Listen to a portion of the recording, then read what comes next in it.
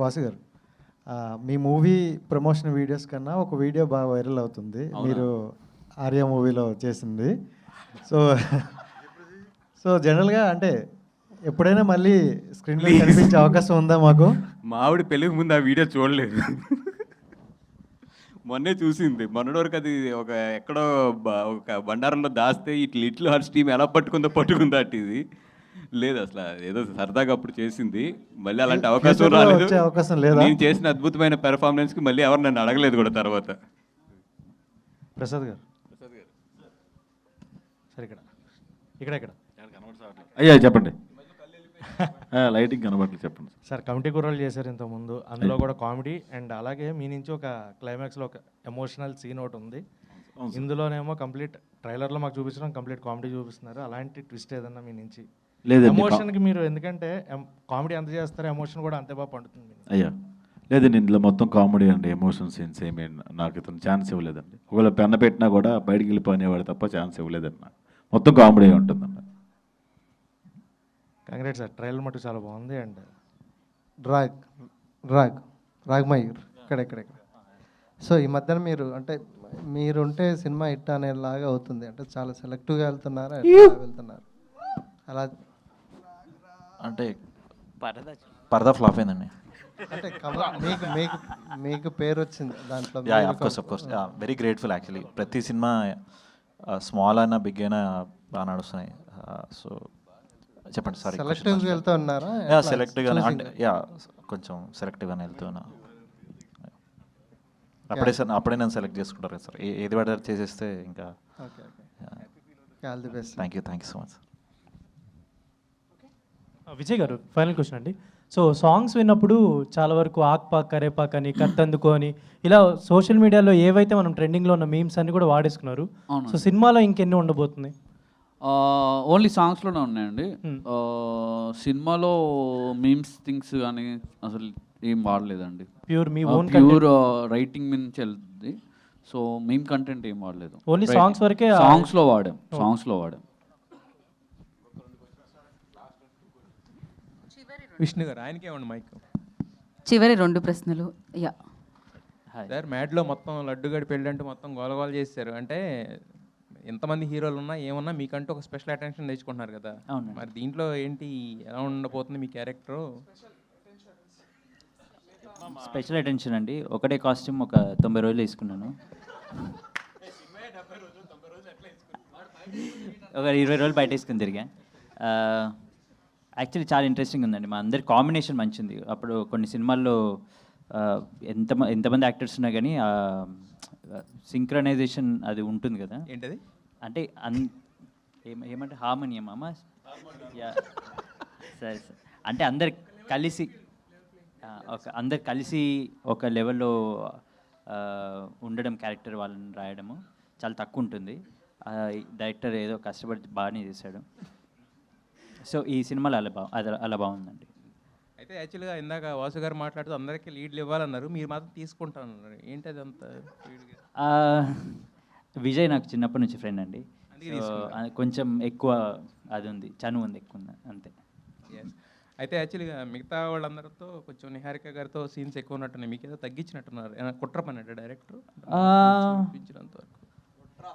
కుట్ర లేదండి, లేదు, అలా ఏం లేదు.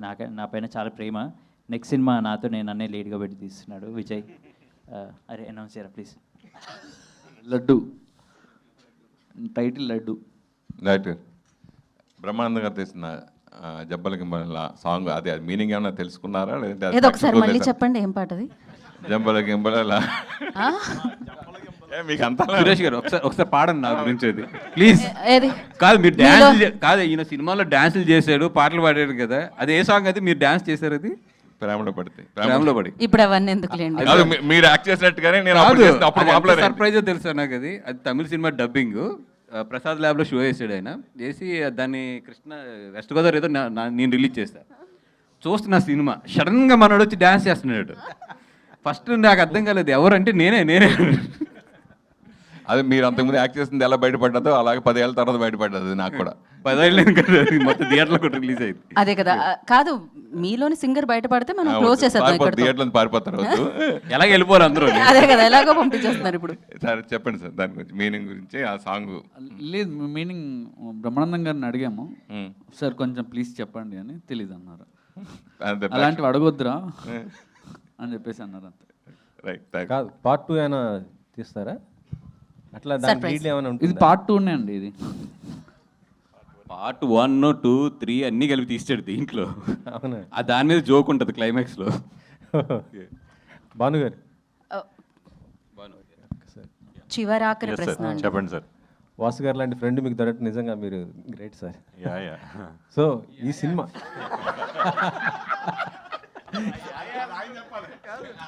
ఏ ఆయా అంటలో ఎంత మీనింగ్ ఉందో తెలుస్తుంది. చాలా అదృష్టవంతుడండి. అది కొత్త బ్యానర్ పెట్టేసి మంచి వరుసగా మీరు ఆ సక్సెస్లో మీరు కూడా భాగం అవుతున్నారు. ఎలా ఉంది సార్ ఈ జర్నీ మీకు వాసు గారితో? చాలా అంటే చిన్నప్పటి నుంచి ఫ్రెండ్స్ అండి మేము. అండ్ చిన్నప్పటి నుంచి నాకు కూడా సినిమాలు అంటే చాలా ఇంట్రెస్ట్. వదల్లా మనోడిని ఎక్కడ నేను పీడించి గట్టిగా పిసికి నేను ఇక్కడే ఉంటా, నన్ను పెట్టుకుంటావా చస్తావా అంటే ఇంకా ఆఖరికి ఒక 10 ఏళ్ళు టెస్ట్ చేశాడు నన్ను. మామూలుగా ఏం పెట్టుకోలేదు, ఎందుకంటే తనకి చాలా మంది ఫ్రెండ్స్ ఉంటారు కదా. నాకు ఒక ఆపర్చునిటీ రావాలి అని అంటే ఒక 10 ఏళ్ళు ట్రావెల్ చేసే తనతో. అదంతా బిహైండ్ ద స్క్రీన్ అనమాట. అలాంటిది ఒక సినిమా కూడా చేయొచ్చు అనుకుంటా, మంచి కామెడీగా ఎంటర్టైన్మెంట్గా. మిత్రమండలి అనే టైటిల్ వీళ్ళదే సార్. అది యాక్చువల్లీ వీరిది, భాను గారిది, కళ్యాణ్ గారిది, సోము గారి అంత ఫ్రెండ్స్ అనమాట. అరే మన లైఫ్స్ మనమే తీసుకుంటే ఎలా ఉంటుందని జస్ట్ దాట్. అండ్ ఇక్కడ చాలా మిత్రమండలి ఉన్నాయండి. ఇక్కడ ప్రొడ్యూసర్స్ ఒక మిత్రమండలి, ఒకటైతే డైరెక్టర్ కూడా మిత్రమండలి, డైరెక్టర్ గ్రూప్.